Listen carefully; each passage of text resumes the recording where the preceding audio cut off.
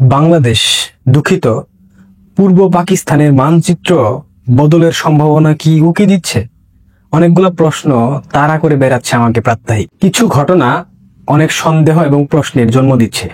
গত কয়েক মাস ধরে বাংলাদেশের অর্থনৈতিক রাজধানী খ্যাত চট্টগ্রাম শহরের আন্তর্জাতিক মানের হোটেল রেডিসন ব্লুতে মার্কিন সেনাবাহিনী সদস্যদের অবস্থান বিভিন্ন মহলে আলোচনার এবং অধিক বিশ্লেষণের জন্ম দিয়েছে। প্রত্যক্ষদর্শী এবং গোয়েন্দা সূত্রে প্রাপ্ত তথ্য অনুযায়ী গত 4 মাস এই হোটেলটিতে গড়ে 44 জন মার্কিন সেনা অবস্থান করছে, যাদের একটি বড় অংশ গোপন এবং গুপ্ত অপারেশনে অভিজ্ঞতা সম্পন্ন। সাম্প্রতিক সময়ে আনুমানিক 120 জনের বেশি সেনা আনুষ্ঠানিক রেজিস্ট্রেশন ছাড়া, অর্থাৎ হোটেলে তারা কোনো প্রকার আনুষ্ঠানিক রেজিস্ট্রেশন করেনি এবং কোনো ধরনের প্রোটোকল ছাড়াই রুম বুকিং করেছে, যা তাদের কার্যক্রম সম্পর্কে জটিল প্রশ্ন বিভিন্ন মাধ্যমে উত্থাপন করছে। বিভিন্ন সূত্র বরাতে জানা যায় এই সেনারা বাংলাদেশে প্রবেশ করেছে, অথচ এয়ারপোর্টে ইমিগ্রেশনে এদের সম্পর্কে কোনো প্রকার নথিপত্র নাই। বিবরণ অনুযায়ী হোটেল অবস্থানরত মার্কিন সেনাদের একটি উল্লেখযোগ্য অংশ বিশেষ operation force, special operation forces SOF, সামরিক গোয়েন্দা, মিলিটারি ইন্টেলিজেন্স এমআই এবং সেন্ট্রাল ইন্টেলিজেন্স এজেন্সি সিআইএ এর অপারেটিভ হওয়ার সম্ভাবনা প্রকট। এদের মধ্যে আবার অনেকেই সিরিয়া, ইরাক, আফগানিস্তানের মতো অসংখ্য জটিল অপারেশন এবং সংবেদনশীল যুদ্ধক্ষেত্রে সরাসরি মিশন পরিচালনার অভিজ্ঞতা সম্পন্ন। তার মানে এসবের অর্থ হলো তারা শত্রু অঞ্চলে প্রবেশ করে স্থায়ীভাবে জোট গঠন, গোয়েন্দা তথ্য সংগ্রহ এবং লক্ষ্যবস্তুতে অপারেশন এবং দ্রুত গোপনে কার্যক্রম পরিচালনায় বিশেষভাবে দক্ষতা সম্পন্ন। বাংলাদেশের মতো একটি জটিল ভূরাজনৈতিক অঞ্চলে তাদের এই ধরনের দক্ষতা প্রয়োগের জন্য তারা অত্যন্ত উপযুক্ত। বাংলাদেশের ক্ষেত্রে সম্ভাব্য মিশন ও উদ্দেশ্য কি হতে পারে? এত সংখ্যক গুপ্ত অপারেশনে প্রশিক্ষিত সেনাদের একটি নির্দিষ্ট স্থানে দীর্ঘমেয়াদী অবস্থান শুধু সাধারণ সামরিক সহায়তা বা প্রশিক্ষণ কার্যক্রমের ইঙ্গিত দেয় না, বরং এটি একটি বৃহত্তর ও সুপরিকল্পিত মিশনের অংশ হওয়ার সম্ভাবনা অনেক বেশি। তাদের সম্ভাব্য উদ্দেশ্যগুলোর মধ্যে রয়েছে প্রথমত নেটওয়ার্ক গঠন এবং লোকাল সাপোর্ট সিস্টেম তৈরি। তাদের প্রাথমিক কাজ হবে স্থানীয় পর্যায়ে একটি বিশ্বস্ত যোগাযোগ ব্যবস্থা গড়ে তোলা। এতে রয়েছে যেমন লজিস্টিক সহায়তা প্রদানকারী, গোয়েন্দা তথ্য সরবরাহকারী, পরিবহন এবং যোগাযোগ ব্যবস্থা প্রদানকারী ব্যক্তি কিংবা কোনো বিশিষ্ট গোষ্ঠী। এই সাপোর্ট সিস্টেম ছাড়া কোনো অপারেশন সফল হবার সম্ভাবনা নেই বললেই চলে। কৌশলগত স্থান চিহ্নিতকরণ এবং নজরদারি। চট্টগ্রাম বাংলাদেশের হৃৎপিণ্ড। এখানে রয়েছে দেশের প্রধান সমুদ্র বন্দর, যা দক্ষিণ এশিয়া ও চীনের সাথে বাণিজ্যের জন্য কৌশলগত দিক থেকে অত্যন্ত গুরুত্বপূর্ণ একটা কেন্দ্রবিন্দু। পাশাপাশি রয়েছে কর্ণফুলী নদী, যা একটি সংবেদনশীল নৌপথ। এছাড়াও পার্বত্য চট্টগ্রামের দুর্গম ও সংবেদনশীল অঞ্চল তাদের আগ্রহের কেন্দ্রবিন্দুতে থাকতেও পারে। এসব স্থানের অবকাঠামো, চলাচলের পথ, নিরাপত্তা বিন্যাস ও দুর্বলতা সম্পর্কে বিস্তারিত তথ্য সংগ্রহ তাদের একটি সম্ভাব্য মিশনের প্রাথমিক লক্ষ্য হলেও হতে পারে বলে ধারণা করা হচ্ছে। ভূরাজনৈতিক প্রভাব বৃদ্ধি। বাংলাদেশ বর্তমানে চীন ও ভারতের মধ্যে ভূরাজনৈতিক ডামাডোলের কেন্দ্রবিন্দুতে অবস্থান করছে। বাংলাদেশের সাথে মার্কিন যুক্তরাষ্ট্রের সামরিক ও কৌশলগত সম্পর্ক জোরদার করা ওয়াশিংটনের জন্য অত্যন্ত গুরুত্বপূর্ণ, যাতে করে চীন এই অঞ্চলে তার প্রভাব বাড়াতে না পারে। চট্টগ্রাম বন্দরে মার্কিন উপস্থিতি চীনের জন্য একটি স্ট্র্যাটেজিক সেটব্যাক হতে পারে বলে ধারণা করা হচ্ছে। ভবিষ্যৎ সামরিক সহযোগিতার ভিত্তি প্রস্তুত।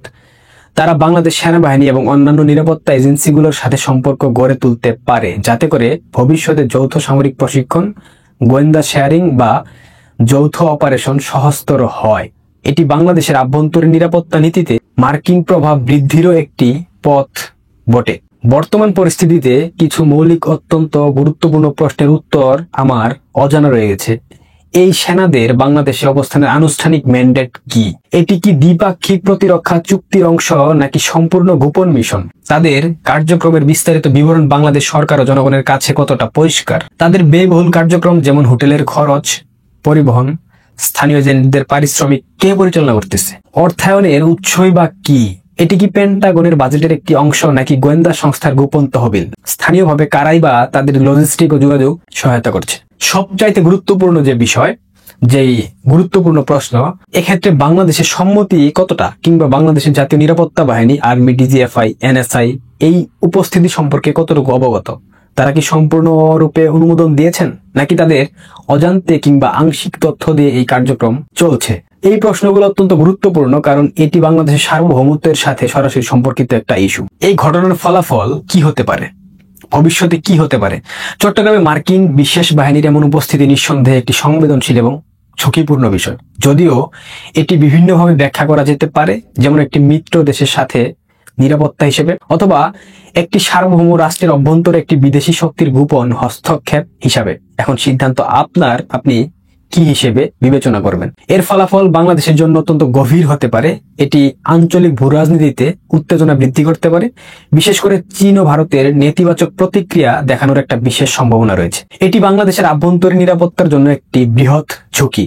যদি কার্যক্রম নিয়ন্ত্রণের বাইরে চলে যায় বা স্থানীয় অস্থিতিশীলতা সৃষ্টি করে, সেক্ষেত্রে বাংলাদেশের মানচিত্র বদলের সম্ভাবনা অনেকটাই বেড়ে যাবে।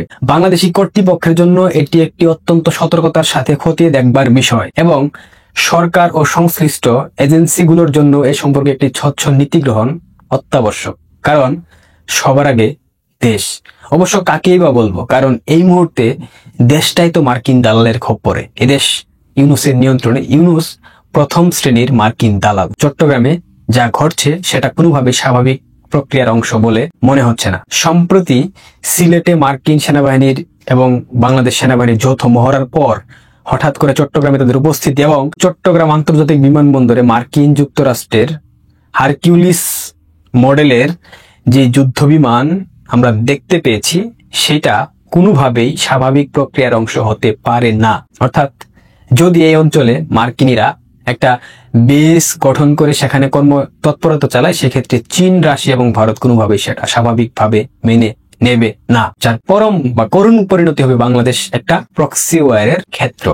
প্রিয় দর্শক, এখনো সময় আছে, জেগে ওঠেন, কথা বলেন, জানতে চান, শুনতে চান, বলতে চান, কেন, কোন উদ্দেশ্যে, কি প্রেক্ষাপটে, কি প্রেক্ষিতে, কার নির্দেশে ডক্টর মোহাম্মদ ইউনূসের মতো অবৈধ সরকার মার্কিন সাম্রাজ্যবাদী শক্তির হাতে আমাদের দেশের সার্বভৌমত্ব বিসর্জন দিচ্ছে, বিক্রি করে দিচ্ছে।